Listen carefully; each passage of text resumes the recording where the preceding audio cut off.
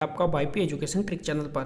तो दोस्तों इस वीडियो में देखिए, आज हम बात करेंगे DElEd second semester, DElEd second semester यानी हिस्ट्री की।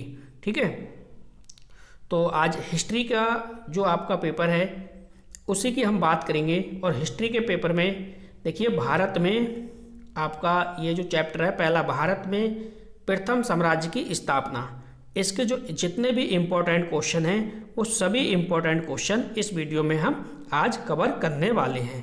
तो आपको बताना चाहेंगे कि आप हमारे चैनल पे नए हैं या अभी तक आपने हम वाईपी एजुकेशन ट्रिक चैनल को सब्सक्राइब नहीं करा है तो नीचे रेड कलर के सब्सक्राइब बटन पर क्लिक कर लें और बराबर में बेल आइकन की घंटी है उसको भी प्रेस कर लें। इससे क्या होगा कि जब भी हम वीडियो को अपलोड करेंगे तो उसका नोटिफिकेशन सबसे पहले आपके पास पहुँच जाएगा। दोस्तों इस वीडियो को ज़्यादा से ज़्यादा लोगों को शेयर करिए, अपने दोस्तों को शेयर करिए। ठीक है, चाहे वो व्हाट्सएप हो, चाहे फेसबुक हो, चाहे इंस्टा हो, हर जगह इस वीडियो को शेयर करिए। और वाईपी एजुकेशन ट्रिक चैनल से आप जुड़ना चाहते हो तो इस वीडियो के डिस्क्रिप्शन में हमने टेलीग्राम चैनल की अपनी लिंक दे दी है, वहाँ पे आप जुड़ जाइए। जब आप वहाँ पे जुड़ जाओगे तो इसकी जो पीडीएफ है ना, ये पीडीएफ आपको वहीं पे मिल जाएगी, बिल्कुल फ्री है, निःशुल्क है। आप अच्छे से अपनी तैयारी को अंजाम दीजिए। अपना टारगेट जो है वो 90+ का बना के चलिए। ठीक, हमारा मकसद यहाँ पे आपको पढ़ाना नहीं है, हमारा मकसद सिर्फ और सिर्फ आपको रिवीजन कराना है। ठीक है, चलो अब अपने लोग करेंगे टॉपिक को शुरू। तो सामाजिक अध्ययन आपने देख लिया, डीएलएड सेकेंड सेमेस्टर है, चैनल का नाम देख लो, वाईपी एजुकेशन ट्रिक चैनल है, ये व्हाट्सअप नंबर चल रहा है। ठीक है, तो यहाँ पे देखो क्वेश्चन नंबर 1 की पहले शुरुआत करेंगे। क्वेश्चन बहुत पेपर में पूछा जाता है कि भारत का नेपोलियन किसे कहा जाता है। तो भैया जो भारत का नेपोलियन है किसे कहा जाता है, ये समुद्रगुप्त को कहा जाता है। तो आंसर क्या हो जाएगा, समुद्रगुप्त हो जाएगा। अगला है, गुप्त साम्राज्य का प्रथम स्वतंत्र शासक कौन था, यानी गुप्त साम्राज्य का प्रथम स्वतंत्र शासक कौन था, तो वो था चंद्रगुप्त प्रथम, यानी गुप्त साम्राज्य का प्रथम स्वतंत्र शासक चंद्रगुप्त प्रथम था। ऐसे करके आपको पूरी लाइन लिखनी है, आपको ऐसे पेपर में नहीं लिखना जैसे कि मैंने इसका आंसर लिख दिया। ठीक है, ऐसे नहीं लिखना, आपको पेपर में ऐसे लिखना है कि गुप्त साम्राज्य का प्रथम स्वतंत्र शासक चंद्रगुप्त प्रथम था, ऐसे करके आपको लिखना है। चलो, हर्षवर्धन के पिता का क्या नाम था, तो हर्षवर्धन के पिता का नाम प्रभाकर वर्धन था। इस प्रकार से आपको याद करना है कि हर्षवर्धन के पिता का नाम प्रभाकर वर्धन था। अगला क्वेश्चन देखो, अगला क्वेश्चन क्या कह रहा है, अगला क्वेश्चन कह रहा है कि भाई हर्षवर्धन द्वारा रचित किन्हीं 2 नाटकों के नाम लिखो, यानी हर्षवर्धन द्वारा रचित किन्हीं 2 नाटकों के नाम लिखो। तो भाई हर्षवर्धन द्वारा रचित 2 नाटक आपके सामने हैं, नागानंद और प्रिय दर्शका। नागानंद, दूसरा क्या है, प्रिय दर्शका। तो दोनों नाटक आपके सामने हैं। अगला देखो, अगला जो क्वेश्चन है हमारा वो कह रहा है कि अशोक का राज्याभिषेक कहाँ हुआ था। तो भैया अशोक का जो राज्य अभिषेक है वो पाटलिपुत्र में लगभग 269 ईसा पूर्व, पाटलिपुत्र में लगभग 269 ईसा पूर्व। चलिए आगे बढ़ते हैं। अगला हमारा जो क्वेश्चन है, अगला क्वेश्चन कह रहा है कि हर्षवर्धन का जन्म कब हुआ था। अगर हम हर्षवर्धन के जन्म की बात करें तो वो है 590 ईसा पूर्व के लगभग, 590 ईसा पूर्व के लगभग। अगला क्वेश्चन देखो, अगला क्वेश्चन है हर्षवर्धन का राज्य अभिषेक कब हुआ तथा मृत्यु किस सन में हुई। तो राज्य अभिषेक की अगर हम बात करें तो राज्य अभिषेक जो हुआ है वो 606 ईस्वी में हुआ है तथा जो मृत्यु हुई है वो हुई है भाई 647 ईसा पूर्व में। अगला क्वेश्चन, अगला क्वेश्चन देखो क्या है, अगला क्वेश्चन है हमारा कि भाई बराहे मिहिर कौन था। तो बराहे मिहिर कौन था, इसके बारे में आपको लिखना है। ये क्वेश्चन भी अच्छा है, इस क्वेश्चन पे आप स्टार लगाओ, कई बार पेपर में पूछा जा चुका है। तो बराहे मिहिर जो है वो 5वीं से 6ठी शताब्दी, यानी 5वीं से 6ठी शताब्दी, ये लिखा है 5वीं से 6ठी शताब्दी के महान भारतीय कौन थे, गणितज्ञ एवं खगोलज्ञ थे। ठीक है, खगोल शास्त्री जिसे बोलते हैं, गणितज्ञ एवं खगोल शास्त्री थे। अगला क्वेश्चन देखो, अगला क्वेश्चन है चीनी यात्री हेनसांग भारत कब आया। तो भाई चीनी यात्री जो हेनसांग था वो भारत कब आया है, 629 ईस्वी में आया है। यानी चीनी यात्री हेनसांग भारत कब आया? 629 ईस्वी में आया है। अगला क्वेश्चन देखो, अगला क्वेश्चन हमारा कह रहा है कि भाई मौर्य सम्राट का प्रथम और अंतिम शासक कौन था? तो मौर्य सम्राट का प्रथम और आपसे अंतिम शासक पूछ रहा है। तो देखो यहाँ पे जो मौर्य साम्राज्य का देखिए प्रथम जो शासक है वो चंद्रगुप्त मौर्य है, और अंतिम जो मौर्य सम्राट हुए हैं वो हुए हैं बृहदत्त। तो भैया इसके मौर्य सम्राट की बात करें, प्रथम और अंतिम दोनों इम्पोर्टेंट हैं, इन दोनों पे आप स्टार लगाओ, बेहतरीन तरीके से याद रखना, ठीक है। चैनल को सब्सक्राइब कर लो।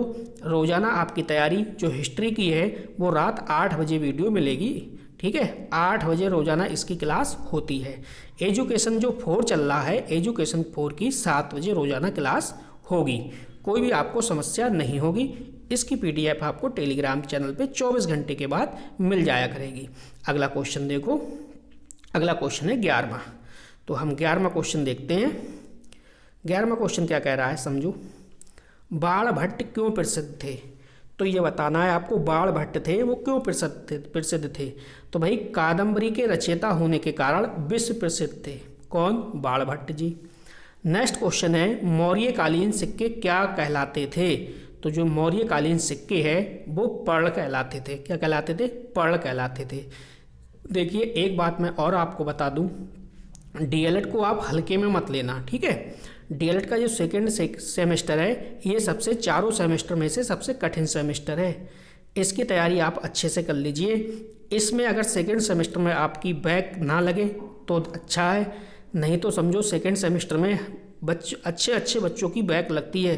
तो ओवर कॉन्फिडेंस में आप मत रहना, आप अच्छे से अपनी धीरे धीरे पढ़ाई करते रहो, क्योंकि वहाँ पे जो पेपर में आपने फर्स्ट सेमेस्टर के पेपर दिए होंगे तो आपने अंदाज़ा लगा लिया होगा क्वेश्चन पेपर कैसा आता है, पेपर में जो हम याद करके जाते हैं वो कितना याद रहता है। तो इन सब बातों को देखते हुए आप धीरे धीरे अपनी अच्छे से तैयारी करिए। चाणक्य कौटिल्य का वास्तविक नाम क्या था? तो जो देखो चाणक्य कहो चाहे कौटिल्य कहो, बात एक ही है। तो चाणक्य कौटिल्य का जो वास्तविक नाम था वो था विष्णुगुप्त। क्या था? विष्णुगुप्त। अगला क्वेश्चन देखो, क्वेश्चन नंबर 14। क्वेश्चन नंबर 14 कह रहा है कि भाई गुप्त काल के किन्हीं 2 महान सम्राटों के नाम लिखिए। तो गुप्त काल के जो किन्हीं 2 महान सम्राट हुए हैं वो भैया हुए हैं चंद्रगुप्त प्रथम है एक, दूसरे हैं समुद्रगुप्त। चंद्रगुप्त प्रथम, दूसरे क्या हैं? समुद्रगुप्त। अगला जो क्वेश्चन है हमारा कह रहा है बिंदुसार को किस नाम से जाना जाता है? तो जो बिंदुसार है, बिंदुसार को जानते हैं अमित केटे के नाम से। बिंदुसार को अमित केटे के नाम से जानते हैं। अगला क्वेश्चन देखो, अगला क्वेश्चन कह रहा है कि भाई गुप्त साम्राज्य का संस्थापक कौन था? तो जो गुप्त साम्राज्य का जो संस्थापक है वो था श्रीगुप्त। क्या हो जाएगा? श्रीगुप्त हो जाएगा। अगला क्वेश्चन देखिए, अगला क्वेश्चन क्या कह रहा है? अगला क्वेश्चन ये कह रहा है कि गुप्त काल के कुछ प्रमुख करों के नाम बताओ। तो गुप्त काल के प्रमुख जो कर हैं उनके क्या नाम हैं? देखो कर क्या कौन कौन से देख लो यहाँ पे, भाग है, भोग है, उदंग है, ऊपरी कर है, और भूताबात है, और प्रत्यय है। ये कर हुए हैं, कब के हैं? ये गुप्त काल के हैं।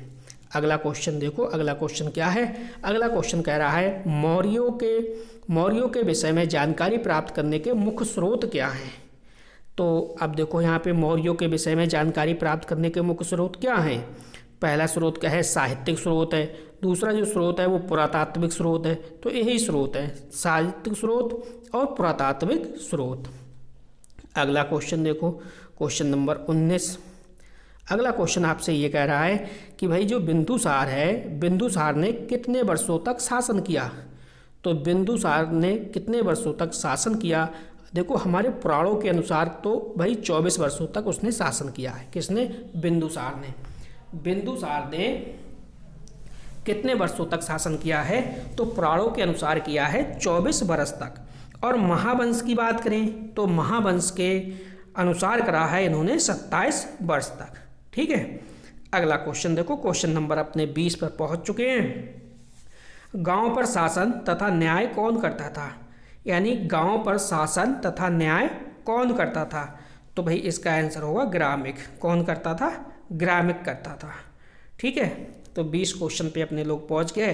कमेंट करके बताना है भाई कि आपको वीडियो ये अच्छी लग रही है या नहीं, जो कंटेंट है आपको अच्छा लग रहा है या नहीं।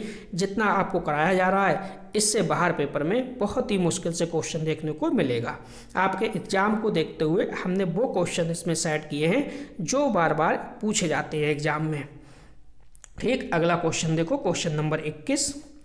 क्वेश्चन नंबर 21 ये कह रहा है कि हर्ष ने किन नाटकों की रचना की है। तो अगर हम हर्ष की बात करें तो हर्ष ने देखो किन नाटकों की रचना की है, प्रियदर्शिका, नागानंदा और रत्नावली। ये 3 नाटक हर्ष के आप याद रखिए। ठीक, 21 क्वेश्चन आपके हो गए। अब चलते हैं आगे की ओर। स्लाइड थोड़ी सी ये PDF थी ऊपर नीचे हो गई है, लेकिन कोई नहीं, आप क्रम से याद रखना है। ठीक है, आपको क्रम से हम तैयारी करा रहे हैं। जब तक आपका एग्जाम नहीं होगा तब तक आपकी प्रैक्टिस हम कराते रहेंगे। ठीक, अगला क्वेश्चन देखो। अगला क्वेश्चन है क्वेश्चन नंबर 22। सिंहनाथ कौन था। तो भैया सिंहनाथ कौन था। देखो, सिंहनाथ जो था वो हर्ष की सेना का महासेनापति था। सिंहनाथ था वो हर्ष की सेना का महान महासेनापति था। 23वां क्वेश्चन देखो, आर्यभट्ट की किन्हीं 2 रचनाओं के नाम बताओ। तो आर्यभट्ट की किन्हीं 2 रचनाओं के नाम देखिए कौन कौन सी हैं, इनको समझो। आर्यभट्ट की किन्हीं 2 रचनाएं हैं। पहली रचना देखो क्या है, सूर्य सिद्धांत है, और दूसरी रचना है वो आर्यभट्टियम है। तो ये क्वेश्चन भी आपका हो गया। अगला क्वेश्चन जो आपकी स्क्रीन पे आप देख रहे हो, प्रयाग प्रसिद्धि, इस पे आप स्टार लगाओ। ये क्वेश्चन जो है वो बहुत बेहतरीन है, स्टार लगाइए आप। प्रयाग प्रसिद्धि के रचयिता कौन है। तो समुद्रगुप्त के दरबारी कवि हरिसेन हैं। कौन है, समुद्रगुप्त के दरबारी कवि हरिसेन। ये आपको याद रखना है। अगला क्वेश्चन देखो, क्वेश्चन नंबर 25। क्वेश्चन नंबर 25 क्या कह रहा है भाई, मौर्य वंश का संस्थापक कौन था। अगर हम मौर्य वंश के संस्थापक की बात करें तो भाई चंद्रगुप्त मौर्य जो है वो मौर्य वंश का संस्थापक है। चंद्रगुप्त मौर्य मौर्य वंश का क्या है, संस्थापक है। अगला क्वेश्चन देखो। अगला क्वेश्चन है, गुप्तकालीन चित्रकला के 2 केंद्र के नाम बताओ। पेपर में पूछा जाता है कि भाई गुप्तकालीन चित्रकला के 2 केंद्र के नाम बताओ। तो पहला केंद्र कहाँ है आपका, महाराष्ट्र, और दूसरा औरंगाबाद। ये आपको दोनों ध्यान रखने हैं। अगला देखो, अगला जो हमारा क्वेश्चन है कह रहा है खजुराहो मंदिर का निर्माण किन राजाओं ने कराया। इस क्वेश्चन पे आप स्टार लगाओ, बेहतरीन क्वेश्चन है। खजुराहो मंदिर का निर्माण किन राजाओं ने कराया। तो वो कराया है चंद्रवर्मन ने। ठीक है, याद रखोगे चंद्रवर्मन, याद तो करना पड़ेगा। अब जो अगला क्वेश्चन है वो है गीत गोविंद। तो भैया गीत गोविंद पे आप ट्रिपल स्टार लगाओ।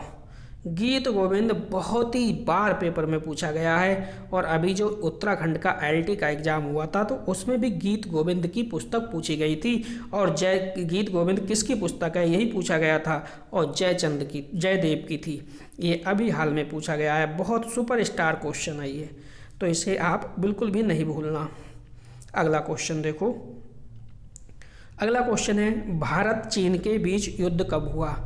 तो ये देखो 1962 की बात है।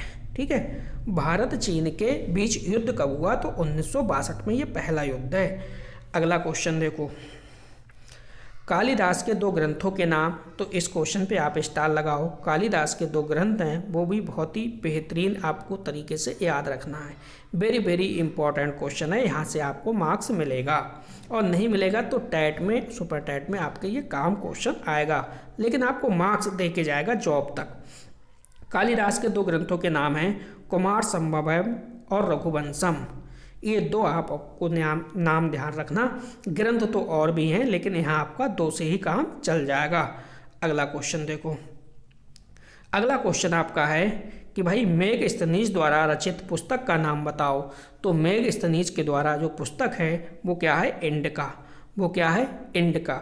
इंडिका पुस्तक किसकी है। तो आपका आंसर होगा मेगस्थनीज की है। क्लियर। अगला क्वेश्चन देखो। अगला जो क्वेश्चन है इसको भी आपको याद रखना है। क्वेश्चन कह रहा है भाई कि तृतीय, देखो यहाँ पे तृतीय की बात हो रही है, प्रथम और द्वितीय की बात नहीं हो रही। तृतीय बौद्ध संगति का आयोजन किसके शासनकाल में हुआ था। तो ये हुआ है सम्राट अशोक के शासन काल में। इस प्रकार से देखो जो आपका पहला आपका चैप्टर था भारत में प्रथम साम्राज्य की स्थापना, इसके लगभग देखो 32 हमने क्वेश्चन देखे और 32 क्वेश्चन आपके इम्पोर्टेंट क्वेश्चन हमने कराए हैं। इसकी पीडीएफ आपको टेलीग्राम चैनल पे हमारे मिल जाएगी, वहाँ पे आप ज्वाइन हो जाइए। ठीक है, ये वीडियो आपको कैसी लगी, आपके समझ में आया, कुछ नहीं आया, आपके लिए रिवीजन के हिसाब से अच्छी क्लास है तो प्लीज़ प्यारा से कमेंट जरूर करना। ठीक है, तो बस वीडियो में इतना ही था। वीडियो देखने के लिए आपका बहुत बहुत धन्यवाद। मिलते हैं नेक्स्ट वीडियो में न्यू टॉपिक के साथ। आपका दिन शुभ हो।